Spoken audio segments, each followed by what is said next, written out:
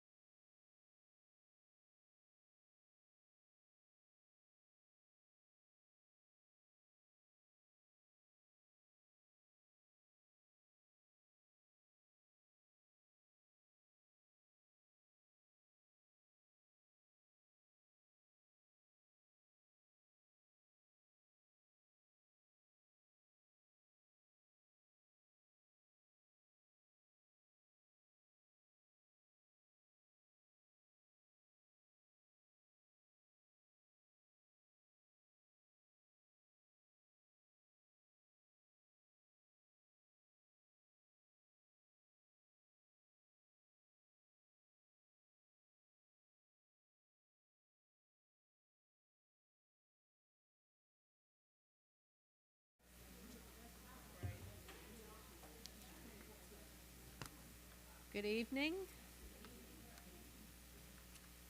It's my pleasure to welcome you here for the latest edition of the Antionette Brown Lecture.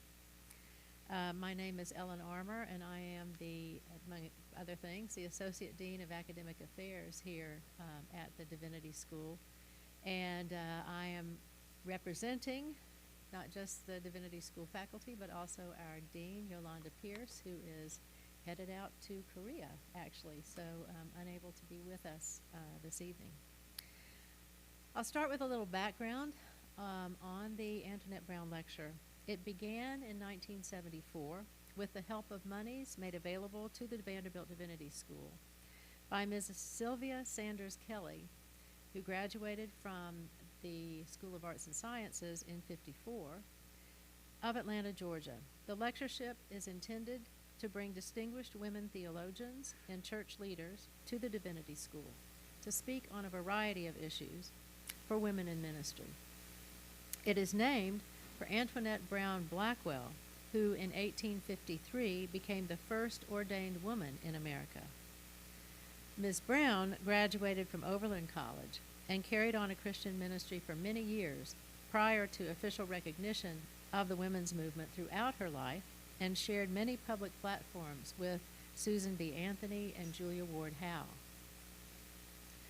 Previous Antionette Brown lecturers include Rosemary Radford Ruther, Sally McFaig, Rita Nakashima Brock, Ada Maria Isazi Diaz, Elizabeth Schussler Fiorenza, Sharon Welch, Katie Geneva Cannon, Letty Russell, Diana Eck, Renita Weems, Kwok Quilan, Susan Thistlethwaite, Mary C. Churchill, Stephanie Paulsell, Laurel Schneider, Monica Coleman, Talithia Nikki Young, Amy Jill Levine, Ebony Marshall Turman, Loida Martell, Kelly Brown Douglas, and Grace Cow.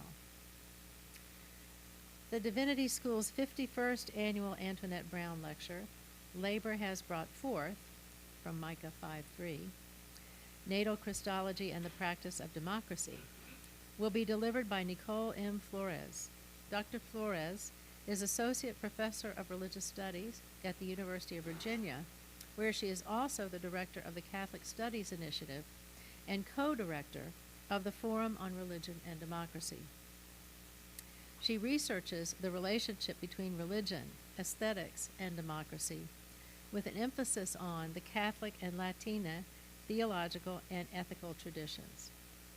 Dr. Flores is the author of The Aesthetics of Solidarity, Our Lady of Guadalupe and American Democracy, published by Georgetown University Press in 2021. She has also published essays in the Journal of Religious Ethics, the Journal of the Society of Christian Ethics, and Modern Theology, among other academic journals and edited volumes. Her research on La Virgen de Guadalupe and democracy has been profiled on the popular podcasts Things Not Seen and Know Your Enemy, and featured on CBS Saturday Morning. In 2015, Dr. Flores was honored with the Catherine Mowry Lacuna Award for Best Essay in Academic Theology by a junior scholar from the Catholic Theological Society of America. Dr. Flores is no stranger to Vanderbilt Divinity School. During the 2015-2016 academic year, Dr. Bruce Morrill hosted a series of talks engaging Pope Francis's 2015 encyclical Laudato Si on care for our common home. On Friday, March 18th of 2016, part 2 of the lecture series featured Dr. Flores, who delivered a talk entitled Our Sister Mother Earth, Promise and Challenges in an Ecological Vision of Family. Dr. Flores earned an A.B. in Government from Smith College, an MDiv from Yale University, and a Ph.D. in Theological Ethics from Boston College. Originally from Denver, Colorado, she lives in Crozet, Virginia, with her husband and 2 sons. By the way, a new exhibit celebrating the bicentennial of Antionette Brown will open following the Antionette Brown lecture tonight. So please join us for the Antionette Brown lecture reception and Antionette Brown bicentennial exhibit that will be opening in the art room downstairs. It's room G6, but people can show you how to get there if you don't know. Okay? Thank you very much. Dr. Flores.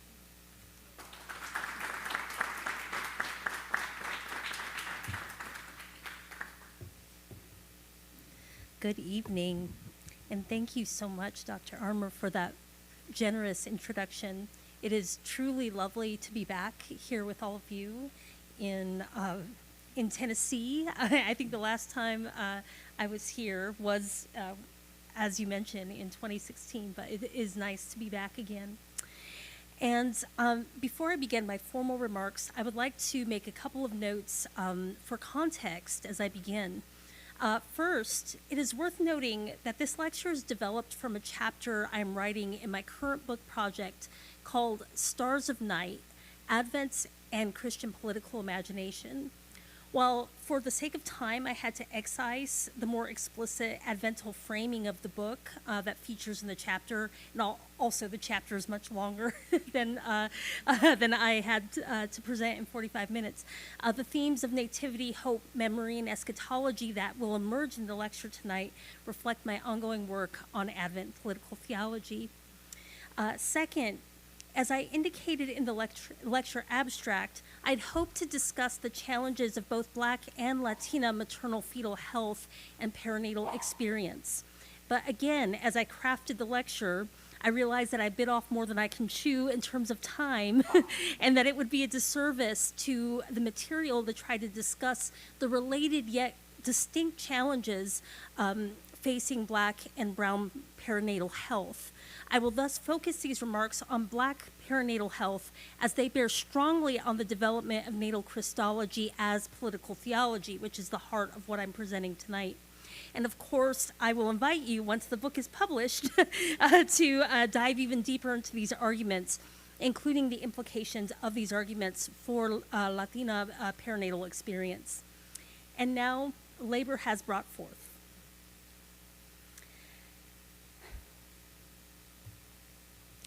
I'm trying to advance the slide on the wrong machine here. Therefore, he shall give them up until the time when she who is in labor has brought forth. Then the rest of his kindred shall return to the people of Israel. Micah 5:3, addressed to Judah and Israel, anticipates a time when God's promise of peace and flourishing will be fulfilled.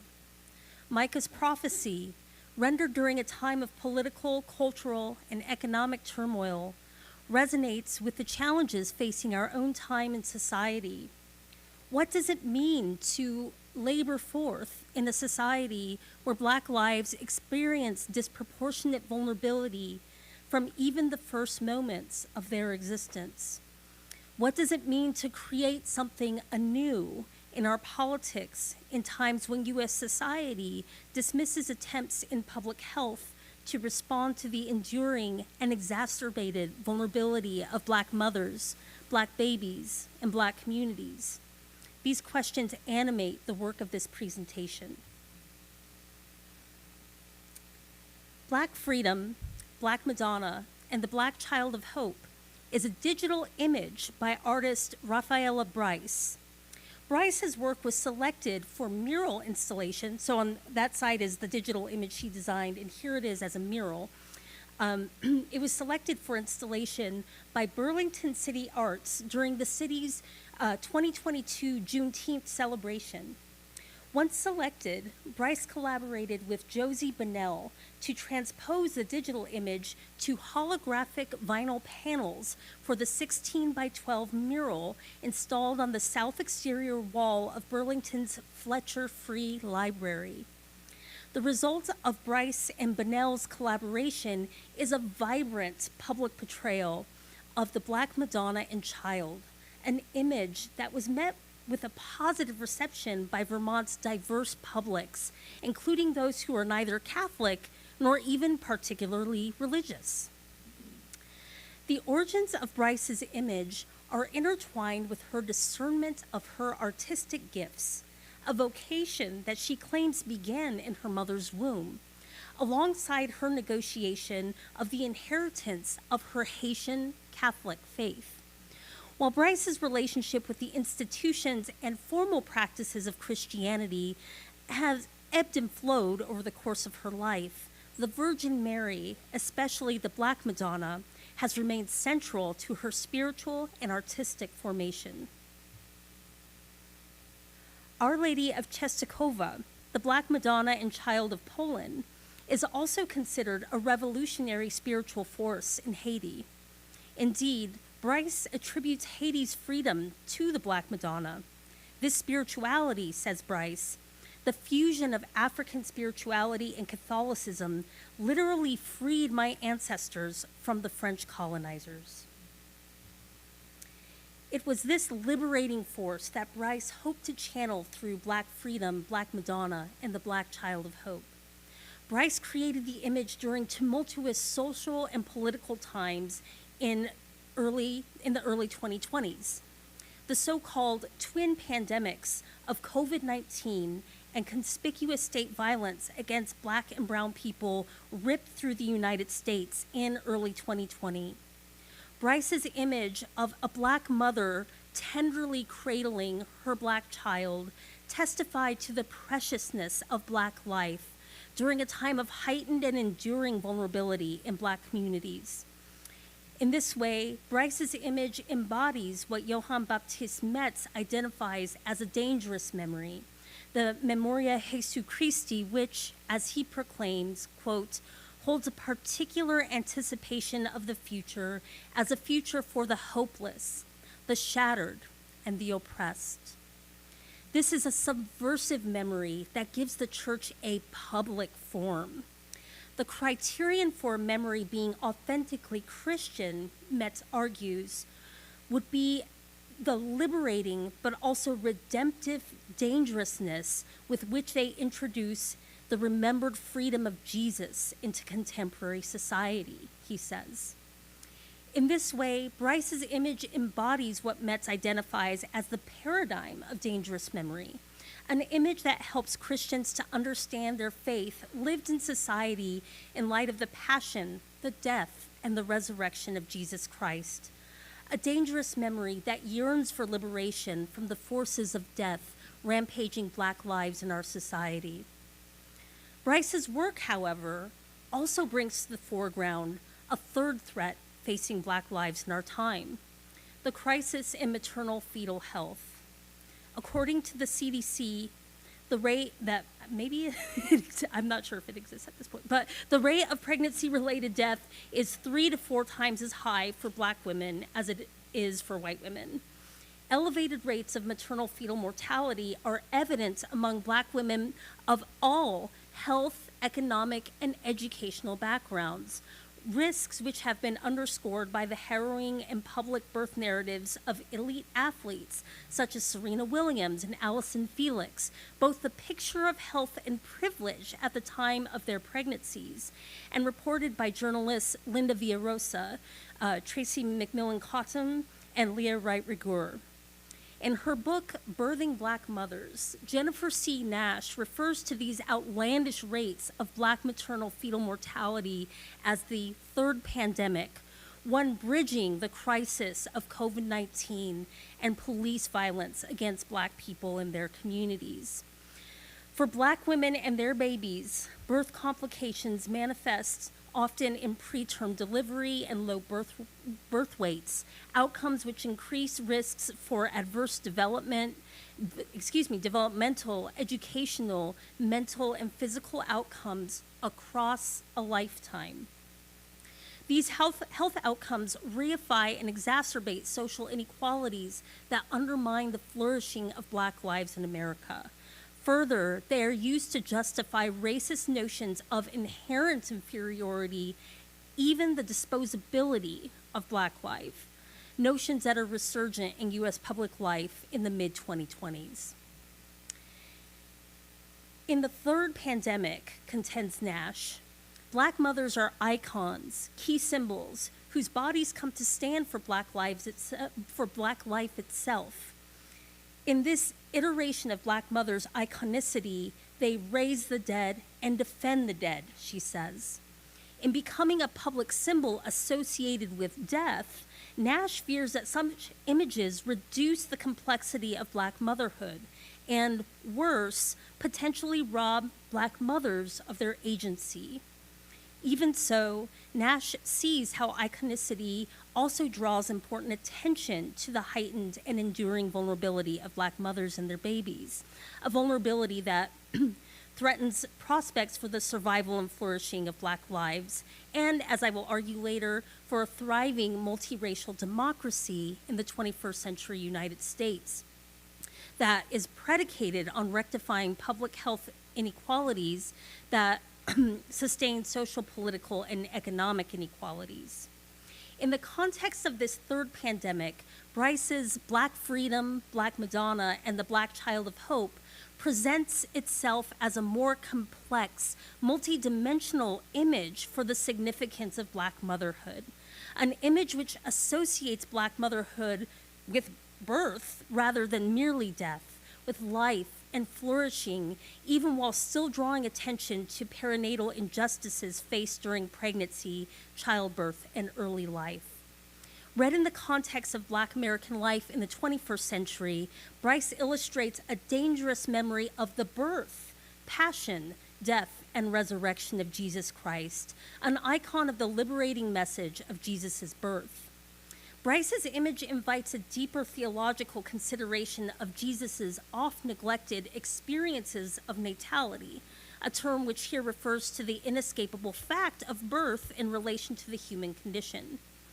Theological reflection upon Jesus' natality prompts us to consider the distinct vulnerabilities associated with perinatal experience as central to the Church's reflection on Christology, soteriology, and theological anthropology, just among a couple of the doctrines upon which it bears. Further, Bryce's icon of the Black Madonna and Child exhorts consideration of this natal Christology as a distinctly political theology, one which understands that fundamental theology is political theology that, in the words of Metz, quote, is not simply a theory of the Christian message's subsequent application, but rather a theory of the truth of this message with a practical, critical intention for our own times. Jesus' natality allows us to chart a course for reflecting upon perinatal experience in Christology, a political theology that explicitly considers the implications of the gestation and birth of Jesus and its implications for the flourishing of Black mothers and babies in our time. So, a brief outline here. I know I've already been talking for a few minutes, but in my presentation today, I accept the invitation of Black Freedom, Black Madonna, and the Black Child of Hope to reflect upon the implications of laboring forth for political theology in the context of our society. I will begin my analysis with a brief exposition of the philosophical discourses on natality before turning to an examination of the place, or lack thereof, of Jesus' birth in prevailing Christological formulations.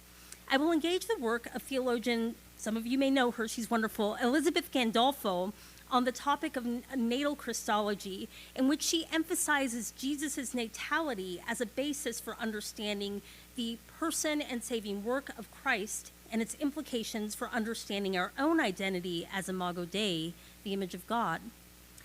I will then demonstrate how the treatment of Jesus' perinatal humanity in Christology has implications for trajectories in political theology.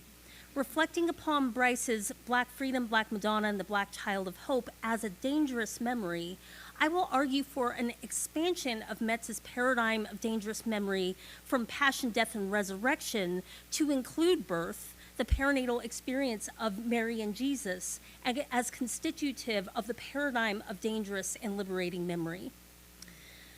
Finally, I will conclude by discussing the implications for an expanded paradigm of dangerous memory that includes natality.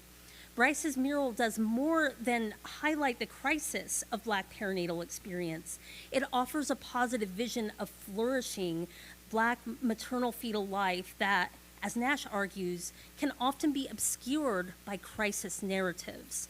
Bryce's bright image of Black maternal fetal flourishing that we see, well, now I should go back to the slide because it's prettier, that we see here suggests a way forward for the development of Christian political imagination that fosters an open and expansive multiracial democracy capable of making room for others and of imagining our politics anew.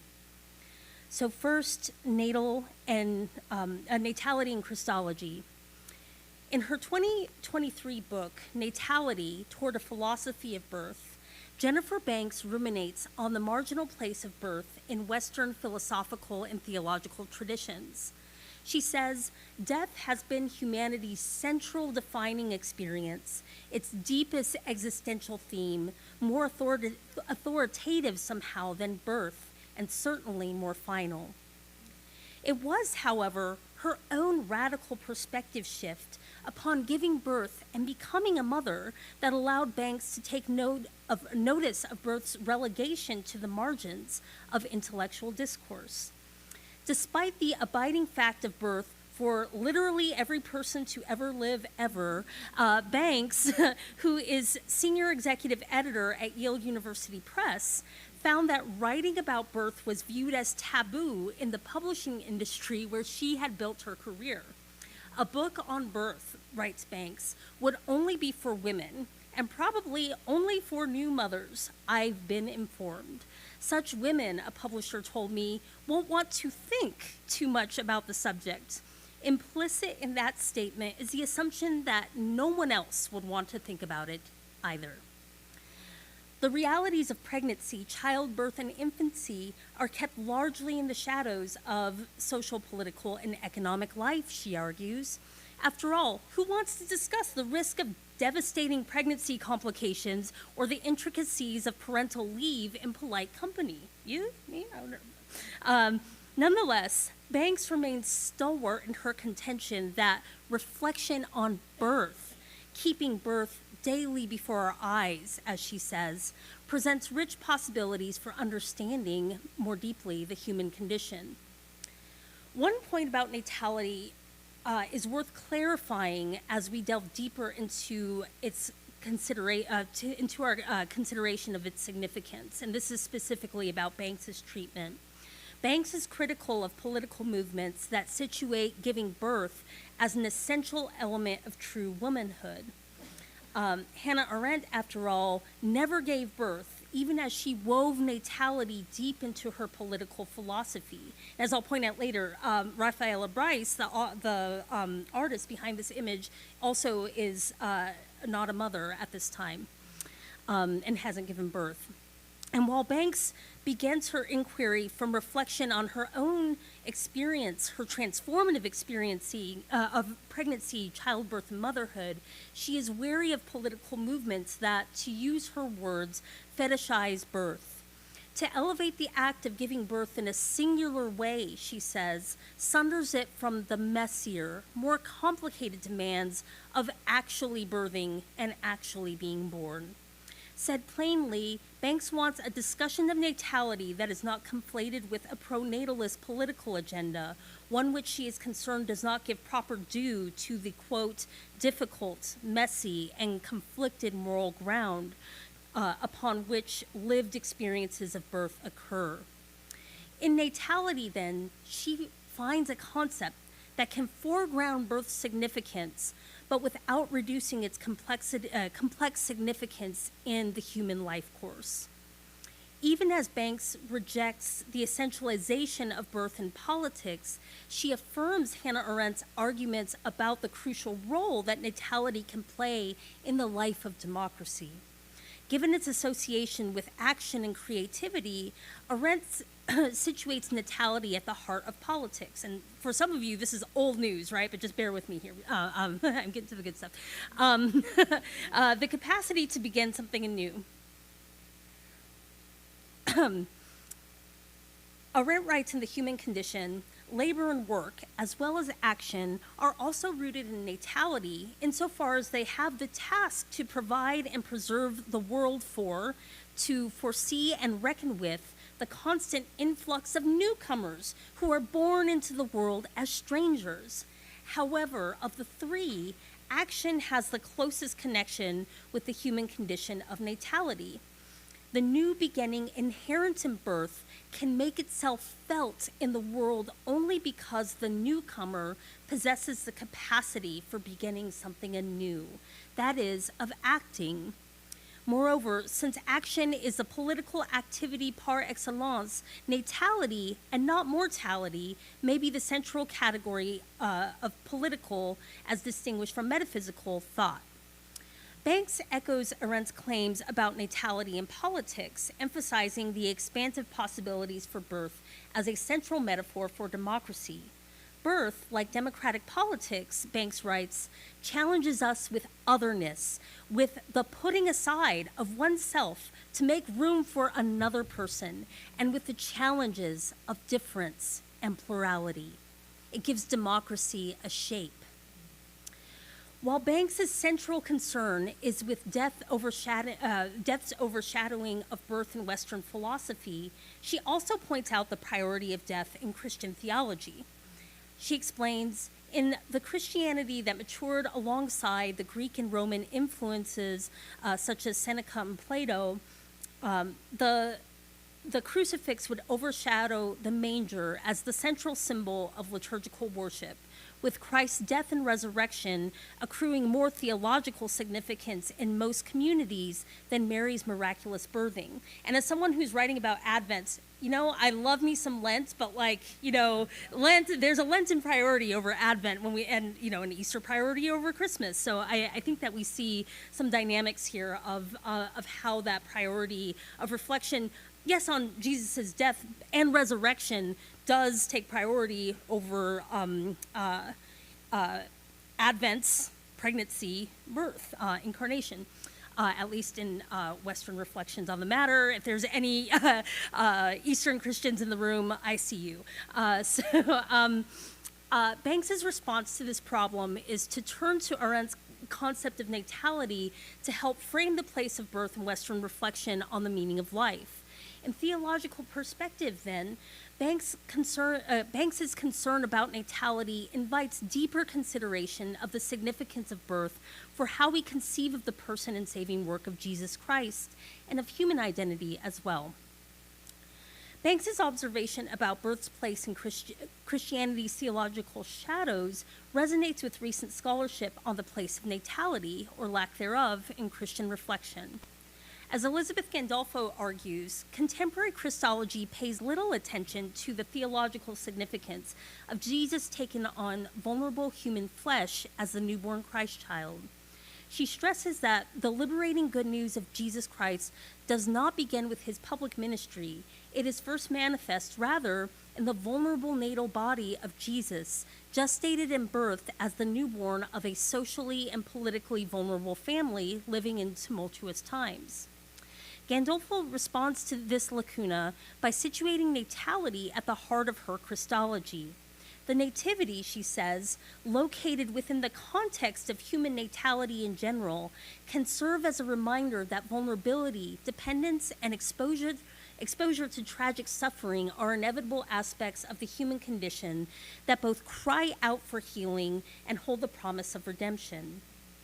Gandolfo turns to the work of Grace Jansen on natality, who draws heavily from Arendt as well, as a foundation for her natal Christology. Taking a stronger critical stance than does Banks, Jansen emphasizes the essential role of natality in challenging what she calls the necrophilic obsession with death and other worlds in Western thought.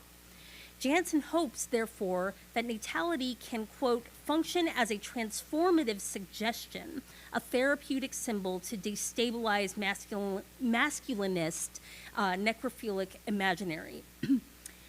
Gandolfo takes up this transformative suggestion in the realm of Christology, hoping to expand reflection in a way that takes the birth of Jesus as a serious and central source of understanding his identity. Gandolfo begins her work with a theological reflection on Mary's laboring forth in childbirth.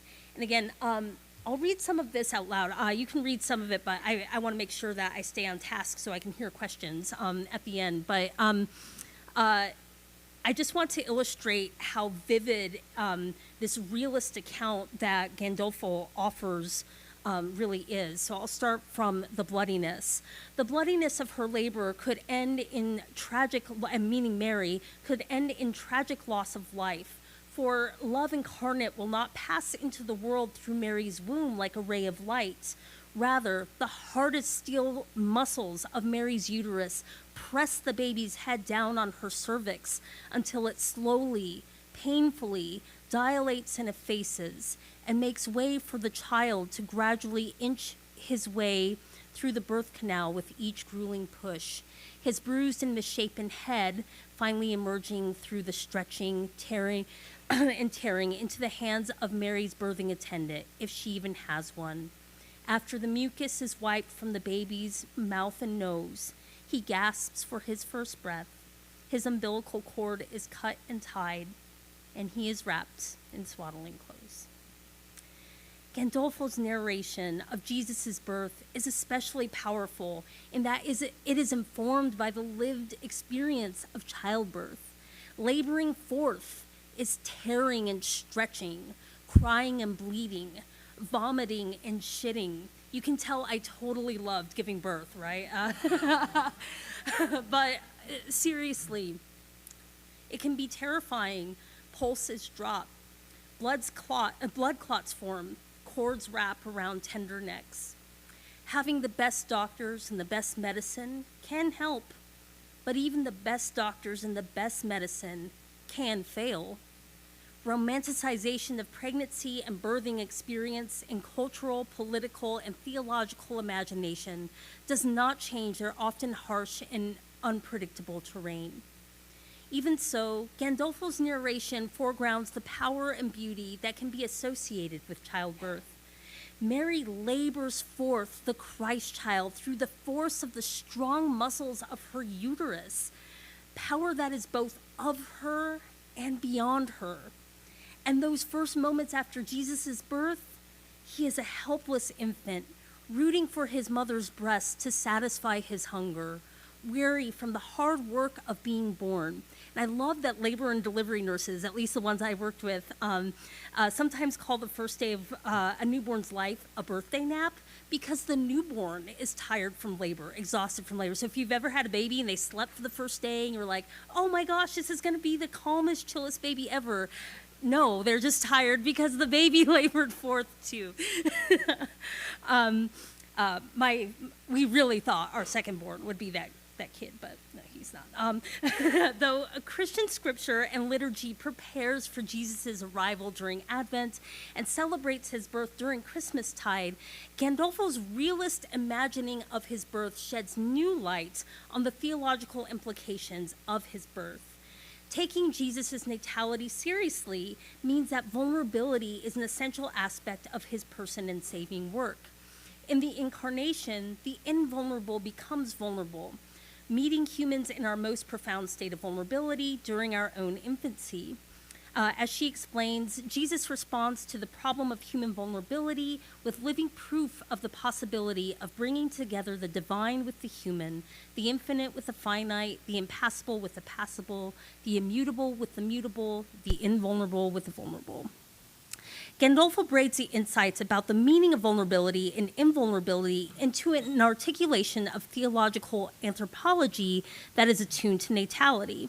In another essay, Gandolfo offers a feminist articulation of the Imago Dei inspired by the experience of nursing her own newborn child. She writes, she's such a beautiful writer. If you haven't read her work, you really need to.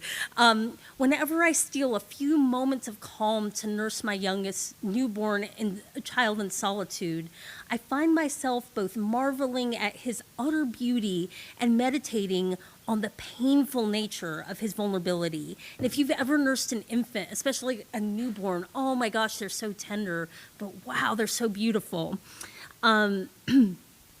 And now I'm like thinking about babies and getting lost in my document here. The paradox of human vulnerability, which renders finite human life susceptible to stultifying violence, tragedy, and horrors, and the invulnerability of the Imago Dei, our inherited reflection of God's image that is not diminished through such violence, tragedy, and horrors, allows for a robust theological anthropology tightly knit with the person and saving work of Jesus Christ.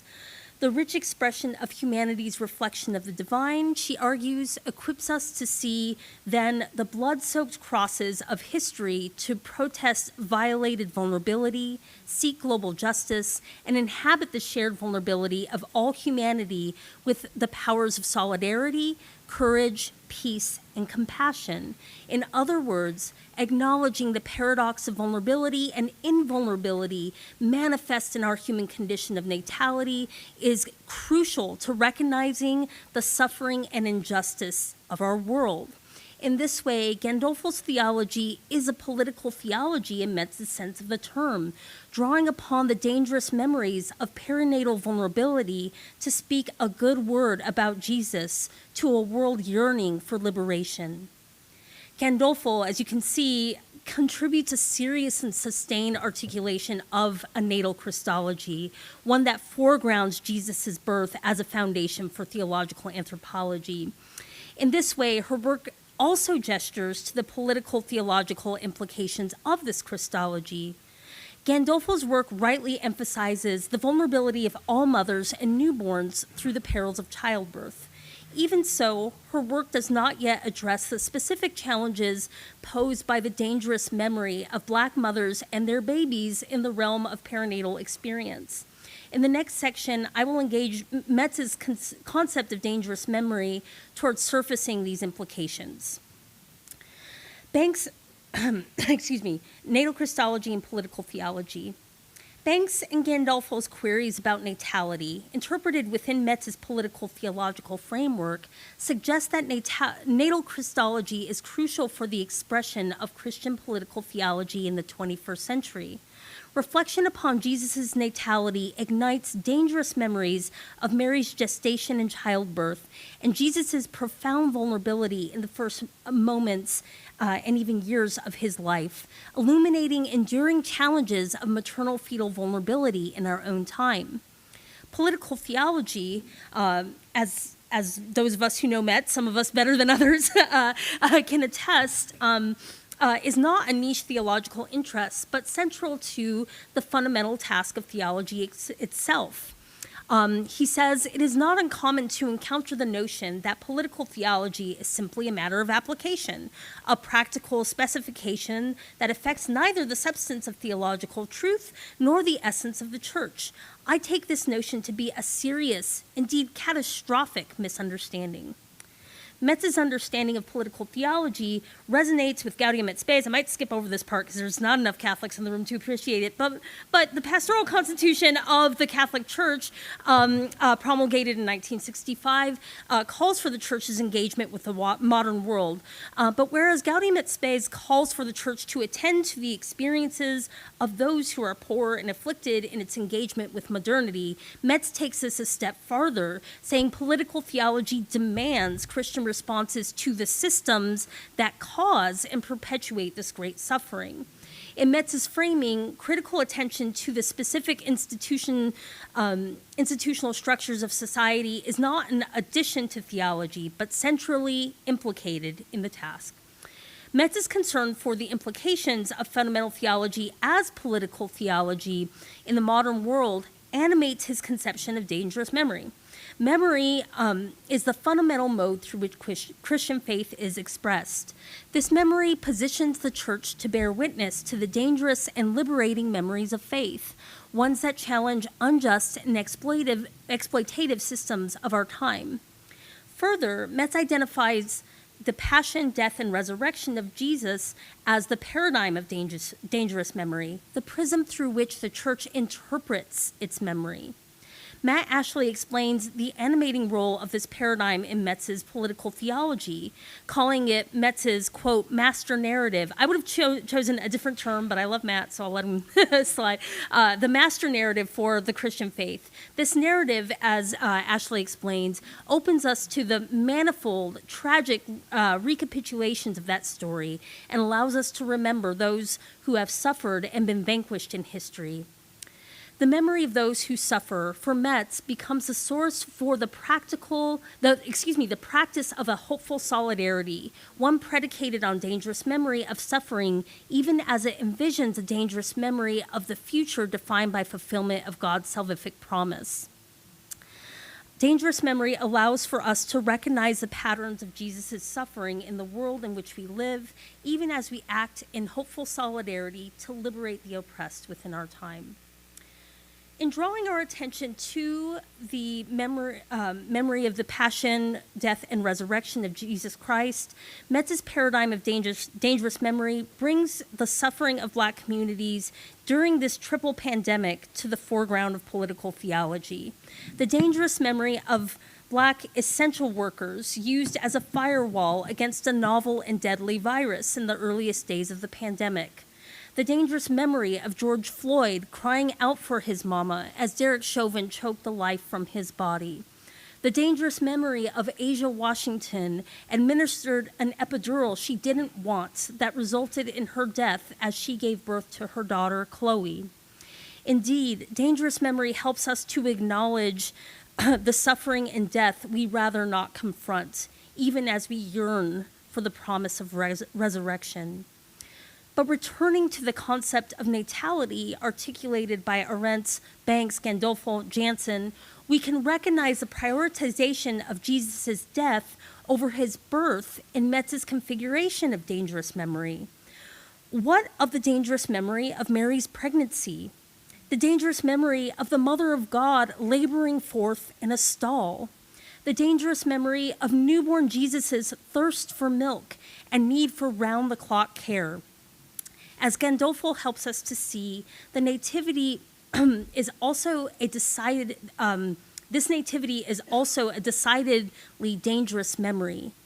Including birth in this paradigm of dangerous memory serves as a response to Gandolfo's exhortation to incorporate the nativity more fully into Christology. And I do want to note that I find one of the reasons I'm so attracted to Metz's theology is that it's really advental. He really has the incarnation and Advent at the heart of what he's doing. So I don't think that I'm imposing something on him that artificially isn't there, but rather wanting to call it forth. Is birth really a part of this paradigm of dangerous memory that he has spelled out so meticulously? And perhaps, the theologians who have given birth are seeing this in a way that that doesn't, kind of usurp what he's doing, but adds to it in a genuine way. So finally, because again, the time is flying here, so maternal fetal flourishing and the practice of democracy. It wasn't until Rafaela finished the mural that the significance of the piece, oh, I don't have a slide for that. Let me go back. Let's look at this pretty mural again. It wasn't until Rafaela finished the mural that the significance of the piece and its healing properties came to life. When the mural went up on June 15th, 2022, 2 circular rainbows appeared above it. When she went to her car, she rediscovered a holy card of Our Lady of Czestochowa on the dashboard that her mother had given her when she first moved to Vermont. And that's by Daniel Costello in the National Catholic Reporter. The power of installing Black Freedom, Black Madonna, and the Black Child of Hope on the wall of the Fletcher Free Library was in its witness to the preciousness of Black life in a historical context of a triple pandemic threatening the survival and thriving of Black lives. But Bryce's image also expressed something more than passion, death, and even glory of the resurrection. It expressed expansiveness, tenderness, welcome, healing, and love. In this way, Bryce's image offers a more complex image of Black dignity, one that remembers struggle even as it envisions love. The dangerous and liberating memory of a flourishing Black mother suggests a theological framing that can encompass crisis and creativity, can encompass vulnerability and thriving, presenting the opportunity for creating something anew, even in the midst of difficult, even tragic circumstances. It is this kind of image that Nash calls for in her Black feminist work on the aesthetics of Black motherhood, a, quote, self-conscious Black maternal aesthetics that both understands crisis's constitutive role in shaping of Black maternal subjectivity and also refusing crisis as the entirety of Black maternal identity. In her own work, Nash examines the images of Black motherhood offered by Serena Williams, Beyonce Knowles, and Michelle Obama to explore alternatives to a narrow framing of Black motherhood as crisis. They offer images of motherhood that lift up strength, joy, and delight. And speaking of mothers, my mom just called me on my iPad here. We're always present. Thus disrupting the tragic frame of motherhood that they inherit as Black women. And though Bryce was not a mother at the time of the creation of her mural, the image occupies a similar aesthetic and conceptual space as the images Nash discusses in her work. Bryce uses bold shapes and bright colors to celebrate Black humanity, especially Black motherhood and childhood. It tells a story of Black motherhood that is full, expansive, happy, complex. It accomplishes this while remaining aware of the suffering of COVID-19, of the killing of unarmed Black people by law enforcement, of the deaths of Black mothers as they labor forth. Perhaps it's the image's capacity to hold tension between the joy and sorrows of Black motherhood that explains its public resonance. It offers an image of space-making democracy capable of creating something new. It illustrates a dangerous and liberating memory that gives Jesus' natality public form. In so doing, it offers a vision for the shape of democracy in the 21st century U.S., open, expansive, joyful, bright. In times of democratic turmoil, Black freedom, Black Madonna, and the Black Child of Hope invite something which at this moment might seem impossible. It invites its public to continue to labor forth, working to make space for others in democracy, even amid bleak circumstances. Thank you.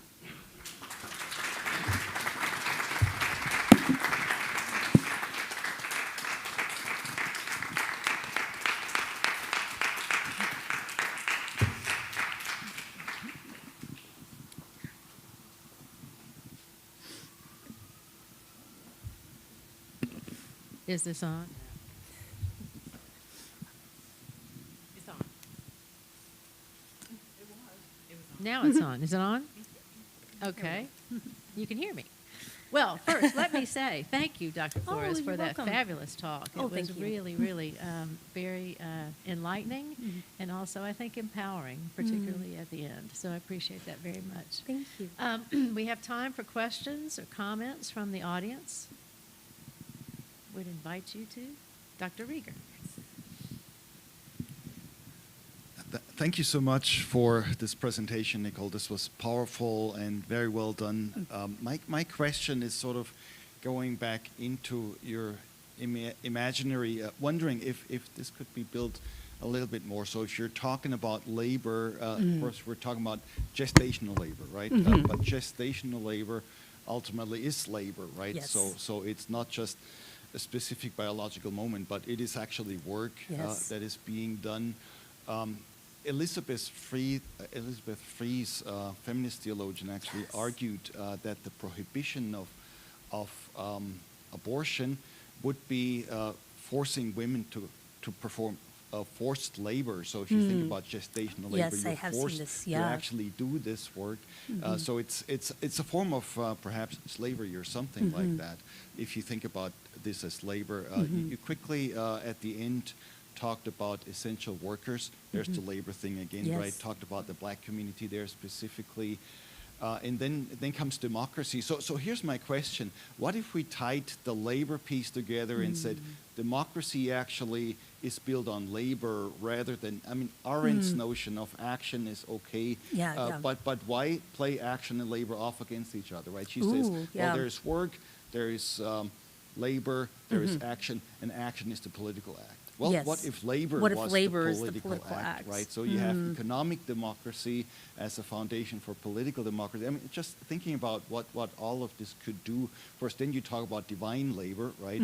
So it's not just about what we do. It's not just about ethics. So I'm just wondering if this would somehow resonate for you, and then pushing beyond Arendt, really saying labor is the political act rather than action, and we have a stronger democracy at the end. I love that idea. Well, and also, so yes, and I'm taking mental notes because that is, I think that resonates and understands correctly what I was trying to do, and also senses, even in my little offhanded comment, a frustration with spending too much time with our. But in the broader chapter, there will be a little bit less. But it also gives a bit of an entree into thinking about how I'm going to knit this together with the research that I'm doing on Latina motherhood and labor, because again, labor gets tied to citizenship and to presence and belonging, and then also participating in the labor economy, which of course Black women do as well, but in ways that can be exploitative and draw away from one's own resources for motherhood. So labor is present there in those multiple dimensions of meaning in such a rich way. So yes, that's actually extremely helpful, and that's why I was trying to get through so I could get comments because as I'm on leave this year trying to finish this manuscript. So yes, thank you very much.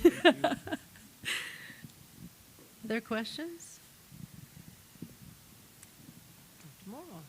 Oh, let's start here. I'm curious as to why one of the authors whom you referenced refers to certain memories as dangerous memories. Yeah, so that is Catholic political theologian Johann Baptist Metz, and the dangerous aspect of them is, if I could put it like in a simple way, which at least in my opinion, his theology defies the simplification of this, but is that there's a profound implication for society when we remember the life, death, and resurrection of Jesus Christ, and take those implications and give of those memories and give them public form. They are dangerous. They threaten social orders. But also, I think, and his own reflection on his experiences of trauma, I think, really bring this forth, because remembering itself can be associated with trauma, with danger. So underneath the surface here, if you didn't already catch it, I had, with my first child, a very traumatic experience of labor and delivery that really, and not animate, it doesn't animate the entire book project, but this chapter in particular, it's really there. And remembering that work, doing the work in therapy or in prayer, where I'm thinking about what happened and the implications of that. Well, that is, it feels unstable, but also that memory is what motivates not just my theology, but my action in the world. My labor for democracy is so deeply rooted there. So again, I don't want to do a disservice to Metz, but I think that word is very important there. So thank you for your question. Thank you for your response. Well, so much. You've given me so much to think about, Nichole. So I hope you don't mind if I raise a few points. They were all appreciative and I hope augmenting. One would be, you mentioned this Advent dimension to Metz's theology. Of course, for him, the language to be used is eschatology. And so the liturgical theologian part of me would want to mention that certainly in the Western Roman Latin season of Advent, right, up until the 17th of December, it's all in anticipation of Christ's coming in glory, right? Yes. And that, I think, that got me thinking as you were speaking throughout the talk that there's this movement between the Memoria Passionis, death and resurrection of Christ, in the Gospels, a movement between that, and certainly in Matthew and Luke, the nativity stories are basically mythical presentations of that of his passion, Yes. death, and resurrection, right? Now, I don't want to, in bringing that up, you're being very generous. I mean, you don't have a choice, I guess. Here I am. But I don't want to detract off when you're saying, I'm hoping it'll just help, be enriching Christologic, with the whole tradition. And that is, first of all, that manger, both in that ancient Mediterranean world and in the medieval world, was a symbol of death. And so there's this powerful thing about the newborn baby, but also this death imagery. And of course, it shows up in poetry and so forth, yes. But also, the windows, I think of a place like Chartres, where the nativity scene is one in which Mary is in a bed, and she's pointing up, and Jesus is on an altar, the baby, so rather than a manger, and then the two animals are there to feed. Yes. But of course, the whole thing again is it's that tie between the very origins of his life, arcing, yes. And then the Johannine tradition, I don't know if you looked at it much, but the whole imagery of blood and water coming from his side is birthing imagery, Yes, right? yes. And that in John's gospel, the glory begins at the night, right? Yeah. The glory is in the death. Of course, it's very ironic the way John writes it, right? Yes. So, I hope that didn't sound like a lecture or something. No. But that I should be taking oh, no. all of this but down. but there's a way in which a lot of that can just, in a rich way, help people play in that. Yeah. Are you aware of Ephraim the Syrian's poetry on the Nativity? It's a very good Paulist in their series on, classics of Christian whatever. Excellent English translation. But he loves to juxtapose, as you did toward the beginning of the talk, the or you were quoting that author, vulnerability and invulnerable, mutability and immutability, all that kind of stuff. Yeah. So it's just, boy, I just had it wouldn't stop. No, this is good. This is Okay. good. And then finally about Metz also, that breaking into time, our colleague here just asked the question that for Metz, there's also the thing about the dangerous memory is that for him, it breaks, and I think you're saying this, but it breaks the inevitability that one of the characteristics of neoliberal society is, as it's evolved and permeates everything, is that he goes, we live in a timelessness. And we always, of course, forget, right? But it's also a timelessness. The time flattens out.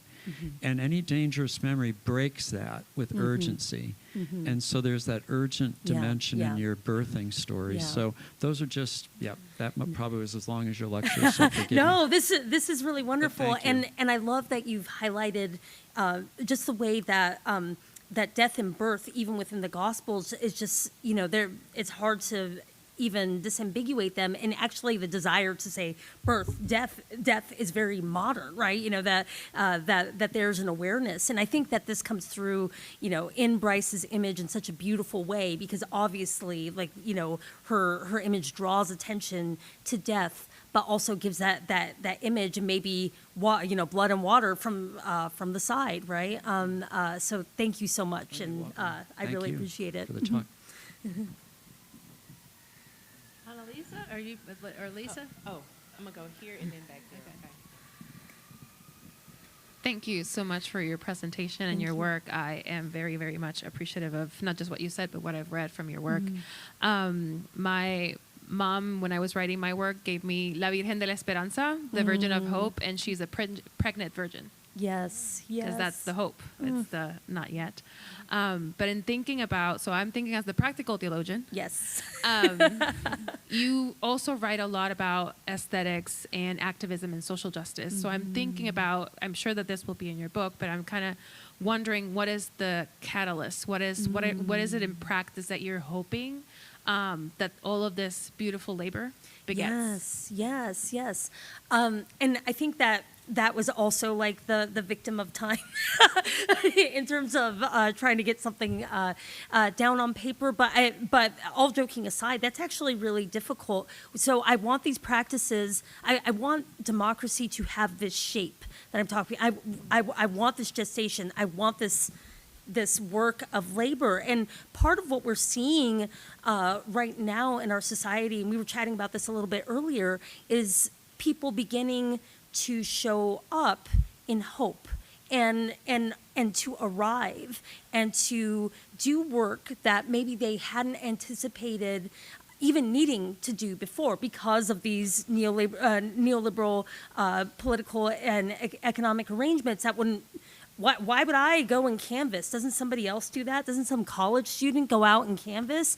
But we're seeing this desire for more, this arriving. I actually I should have looked up how prominent the hands-off protest was here in Nashville, but in Charlottesville, we had a good 4,000 people, and this was on a day when like the kids are playing soccer and baseball, right? So not everybody who even wanted to be there could be there, but that practice of presence, I think, is something that I'm playing with in the work, but also I think that people elide the differences between ethicists and practical theologians at their own peril. And I actually think that that ethicists need that prod to say more specifically. Don't just tell me what the good is. Tell me what the good looks like when the feet hit the ground. So thank you for that prompting. Thank you so much. That was very inspiring. And I'm speaking not as a theologian, so disclaimer right there. But I was really enjoying how you brought that moment of labor, that you foregrounded it, the messiness and the complexity of it, and the experience of it, which has been really hidden, right? So I really appreciate that, and I love the play on the term labor because it reminds me of that same play that we see in Genesis, for example, right? I love that. But I'm also struggling with that same, so I would like to hear your thoughts. You addressed it a little bit, but I would like to hear your thoughts about if we go with this notion of labor, what about the essentialization of femininity as motherhood, which is a problem that we encounter, particularly even right now in the political scenario? How do we play on the ground? As I'm thinking, I'm getting inspired by you. How do you talk about that in the today? That is a wonderful, important, really crucial question because, again, one of the things that I love about this discourse is that the way it's been set up, even in identifying the problems in Arendt's work, which actually critical Black thought goes even deeper. There's a section that I had to, again, for time, cut out that is actually my book chapter that really takes Arendt to task, saying what happens when you are subjected to slavery and someone strips what happens when social death happens and someone strips your capacity to create something new. And it really takes her to task for linking that newness that I find so attractive for political theology to citizenship in a really explicit way. So that's going to be in the extended version, but I think it's a really challenging problem. If I can just be vulnerable with all of you here for a minute, I'm not Catholic light, but I'm also a feminist Catholic, and so thinking about the preciousness of life for me is something that is very difficult in times when the kinds of laws, these outlawing of abortion, even as medical care, that again is something I can say as someone who was in an urgent situation where that was one of the things on the table. Had that been outlawed, what would have happened, right? So the discourse is so thin and it's so politicized in a way that, as Banks says, doesn't get at the messiness and complexity of actual labor, actual pregnancy, actual delivery, actual infant life. And so I would actually, maybe we could talk about this after.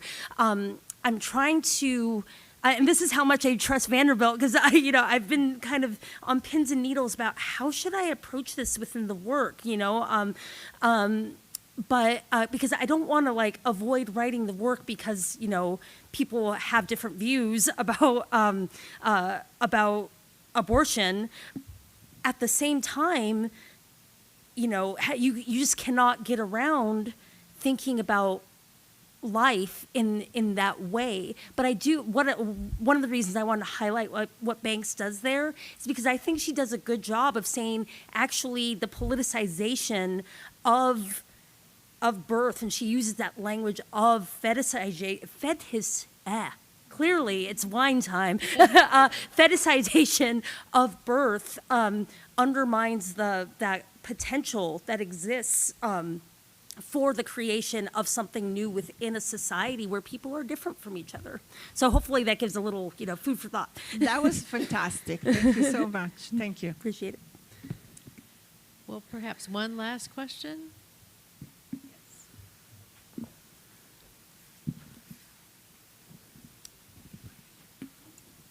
This is going to be a political question, so I'll just throw that out there first. But in talking about the labor and bringing democracy that you mentioned, we've witnessed within the last few months the total destruction of USAID. Mm-hmm. And, I was in Haiti for a while back in the 90s, and, Haiti was very much dependent in many parts of Haiti of USAID. And Africa, I know, is. And I'm a case manager in the HIV realm. Mm-hmm. Mm. And they're saying now that there could be, the HIV epidemic could be as bad as it was in the 80s. And so looking at that and the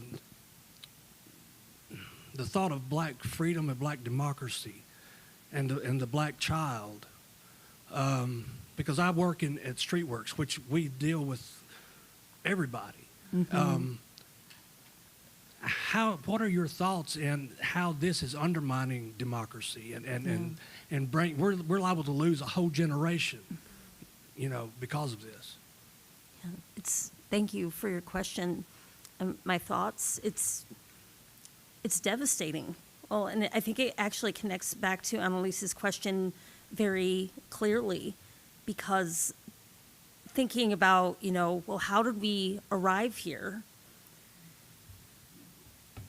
The abuse of movements that purport to be about the protection of life. And that has become a justification for death and for causing suffering and for inflicting suffering. I am just as confused and sad and feeling disoriented as the average folk. I don't have any unique wisdom here. But I think, and I was already in the process of writing this book project as, and watching all of this unfold.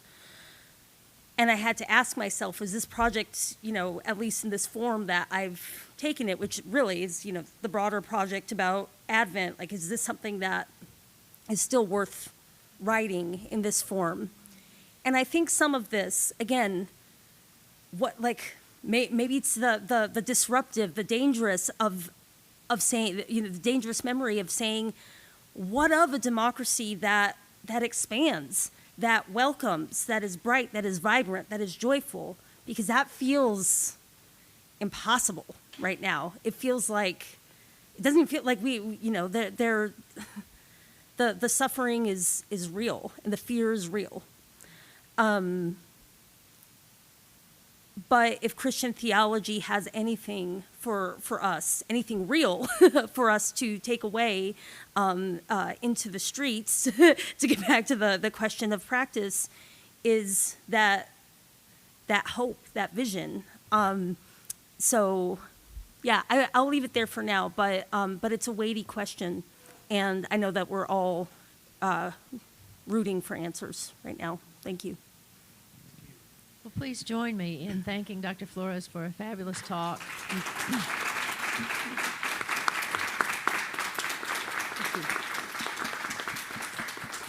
And a fabulous conversation, which we can continue at the reception. And don't forget to go downstairs to see the exhibit. Oh, it is. It's on the same level. That's right. I keep forgetting we're at 0 digit. Yeah. Good Lord. Okay. Just keep walking. You'll find it. And if you have any questions, ask somebody, but not me. All right. Enjoy. Thank you all. I'm going to put that on a shirt and wear it in front of my children. Yeah.